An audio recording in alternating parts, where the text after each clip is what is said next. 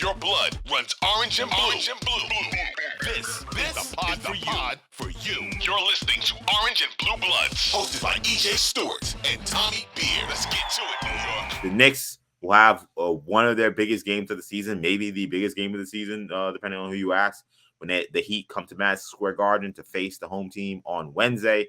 New York comes into Tuesday, 2.5 games up ahead of Miami in the standings. The Heat beat the Knicks last Wednesday, 127-120.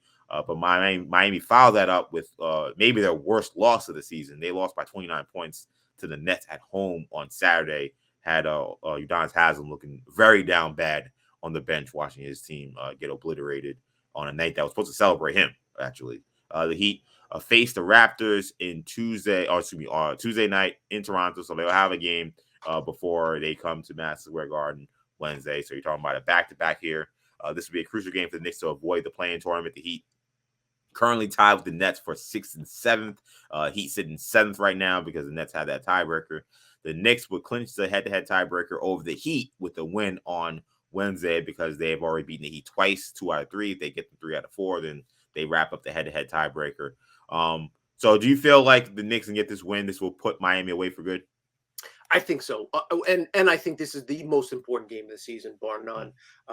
You factor in the proximity to the postseason, the bad loss in Miami last week, part of the 3-game losing streak. Can the win against a win is a win, the win against the Rockets, but this would kind of make fans feel more comfortable that the Knicks are back on track, and just kind of send a message to themselves, the team, the rest of the Eastern Conference, their potential first round opponent. And one other thing. I don't know if we paid enough attention to it because I didn't have until this morning.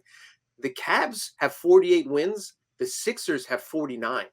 The Cavs are just a game and a half behind the Sixers, and the Sixers have an incredibly tough schedule. I was looking at their schedule this morning. Down the stretch here, they play. They host the Mavs Wednesday in an incredibly interesting game. Mavs. Talk about that. With Mavs in a mess. Well, they get it.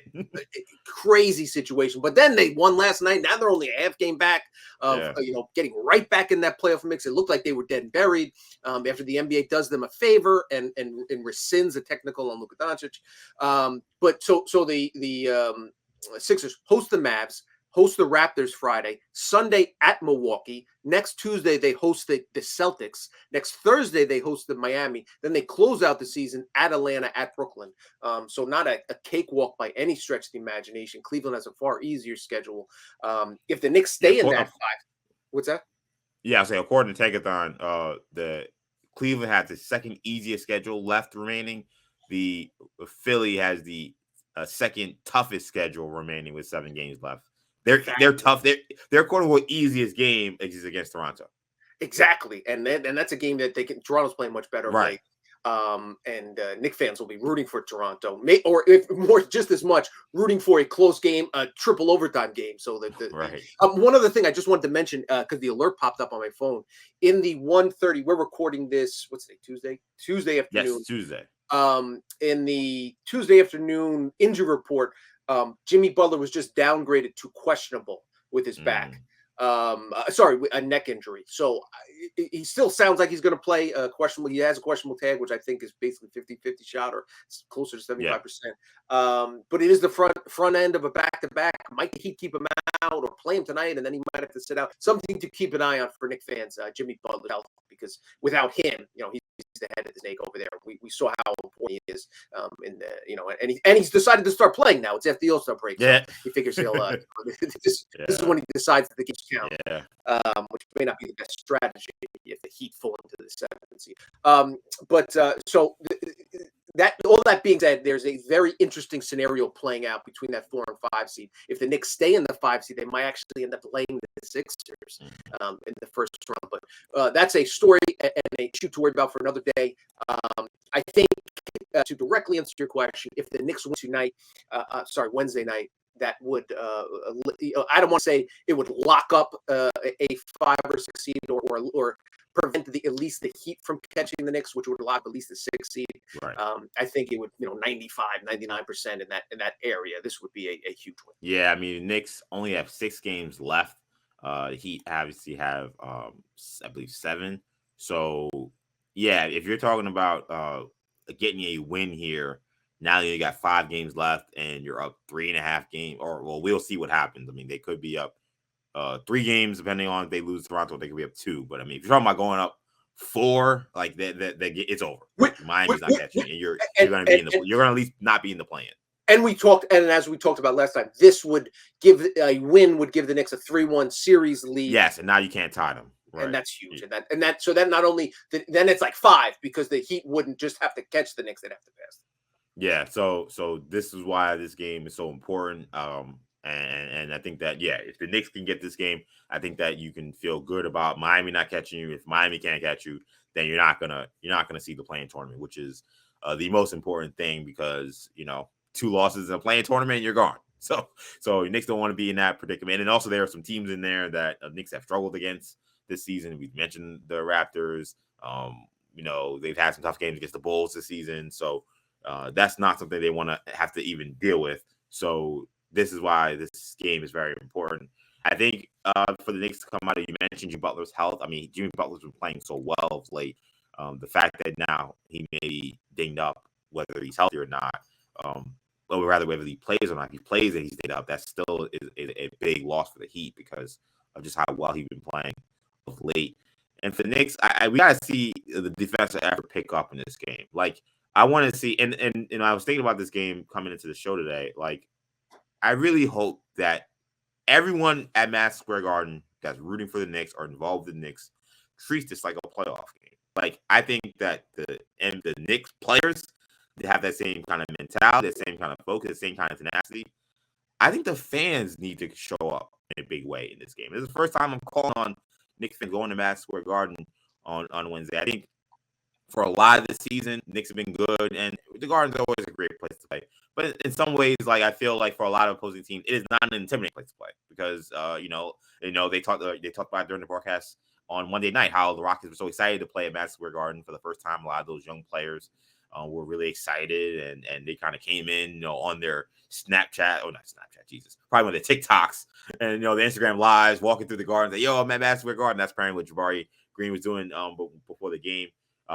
So like Jalen Green, I'm sorry, mixed up their 2 rookies or 2 young players, but Jalen Green was doing that before the game. So like that's all well and good, but I think for a game like this against technically a rival, but also a team that chasing you in the standings, I need a playoff like type atmosphere at the Garden. They can't make this an easy place to play. I'm hoping everybody comes with the right importance heading into this game and the right intensity heading into this game, because this game really is that important. Very true. And the Knicks don't have a lot of players with playoff experience. Yeah. Obviously Brunson had his run last year, and some of the Knicks got a taste 2 years ago. But Josh Hart has talked about why these games mean so much because he's never played a competitive game this late in the season. He's never played in a playoff game yet. So that will kind of familiarize yourself with the intensity and the just kind of what it takes and the things that are asked of you, and just kind of how everything's kind of amplified in these type of games. So. The issue with asking for the fans is so many of the real fans are priced out, unfortunately. I know. At Garden, that it's difficult to get into the game. It's insane to try to get in there. But you're right, the fans that are in there, season ticket holders, a little practice for them as well to get their vocal cords ready for the postseason, because this game is again, I think the most important game the Knicks have played this regular season. Certainly they didn't play any really important games last season, so dating back to the 4 seed, the 2020-21 season. But before that, there hasn't been a time where the Knicks have played a game in late March. You get the heat, adds a little bit more intensity to it. Should be fun. I'm looking forward to this one. Yeah, I'm looking forward to one as well. I mean, Miami recently, we talked about they played the Knicks. They have not played a lot. They played the Knicks, and then they played the Nets. That's the only games they've played. Obviously they had this game coming up, which is why they'll have this rest disadvantage heading into this game on Wednesday. But going from that Knicks win to that Brooklyn loss, where they gave up 37 points in the second quarter, 39 points in the third quarter. In the second half, they scored 18 points in the third quarter, 13 in the fourth quarter. He's talking about 31 points in the second half. And that's why I'm really focused on the defense, because we saw in that first game against Miami, or that first game, but the last game against Miami, where the Knicks, they made the Heat look like this great 3-point shooting team, and team that can get up and down and spread you out. And that's not who this Heat team has been this season. They have been a lot more of kind of a rugged, kind of like slow you down and kind of just try to beat you into submission kind of team. They just don't have that kind of offensive firepower. The Nets were able to, with their athletes and their defensive players, were able to kind of just, snuff them out completely in the second half. The Knicks need to come out with that same intensity, whether it's cutting off Jimmy Butler and not making him get a lot of confidence early. I thought that in that last game they were showing a little too much respect for his drive. Like there were a couple times he just stepped into some jump shots that were practice shots. Like that can't happen. They got to stay attached to Tyler Hero. Hero's played great, I think, every game against Knicks this season. They have not really guarded him that well. He was the only guy that played well in that game against the Nets a couple nights ago. You guys stay attached to him. I'm looking for Quentin Grimes, who had a really big game in Miami offensively, to have that same kind of impact defensively, which you can do. There's one thing about the Heat is because they don't have really a threat at the point guard position. These guys playing off the ball, Jimmy Butler, Tyler Hero, he can actually get reps on these guys. Now, you can't guard both of them, so he's going to need help from somebody else. But I'm hoping that Grimes can step up and have another big game this Wednesday, on both sides of the ball. Yeah, get Grimes involved, man. It just that we talked about it before. Yeah, it was almost the end of the second quarter before he took his first shot last night. Yeah, that can't happen. That's something that shouldn't happen. So that's on IQ, that's on Tibbs, that's on everybody. Randall and Barrett and all those guys, keep him involved because he's tasked with stopping Jimmy Butler. So make Jimmy Butler work on the other end, even though Butler's going to guard Randall, and a lot of time we've seen that Bam's going to get a shot at Randall too. So, but yeah, a big game.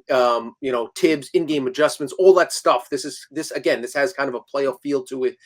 These teams have just saw each other last week. They've seen each other 3 times already this season.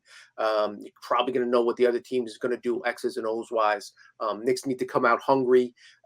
They didn't fall behind by 10 points in the first half against the Rockets for the first time in 5 games.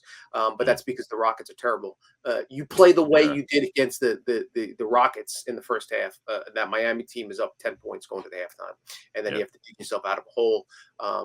So come out, play well, play with energy, play inspired, and show the Heat, show the rest of the league, show your first round opponent, be it the Cavs or the Sixers, that you mean business. And then you can kind of, and that'll buy you a little bit of leeway, a little bit of rope to rest Randall a little bit more of the final 5 games, to rest Brunson a little bit more, if you can, kind of eliminate the Heat from that top 6.